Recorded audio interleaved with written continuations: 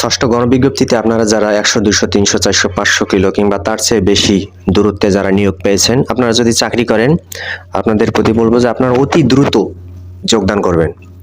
কারণ আপনাদের তো একসময় বদলির দরকার হবে এবং বদলি নীতিমালা 2024-এ স্পষ্ট বলা হয়েছে যে বদলি নীতিমালার জন্য 3টি বিষয়কে তারা প্রাধান্য দেবে। একটি হচ্ছে জ্যেষ্ঠতা, দ্বিতীয় হচ্ছে নারীত্ব এবং তৃতীয় নাম্বার হচ্ছে দূরত্ব।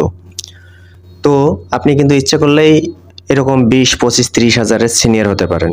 অর্থাৎ বদলি নীতিমালায় জ্যেষ্ঠতা কাউন্ট করা হবে আপনার যোগদানের তারিখ থেকে।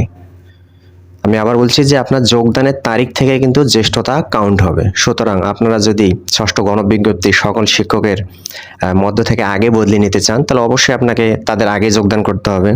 এই কারণে বলবো যে যারা দূরে পোস্ট পেয়েছেন, প্রতিষ্ঠান পেয়েছেন এবং যদি চাকরি করতে ইচ্ছুক থাকেন, তাহলে অবশ্যই সবার আগে যোগদান করবেন এবং লাস্ট ডেটের জন্য অপেক্ষায় থাকবেন না। আপনাদের জন্য শুভকামনা রইল। যে কোনো তথ্য পেতে এই পেজটি ফলো দিয়ে পাশে থাকবেন। ধন্যবাদ।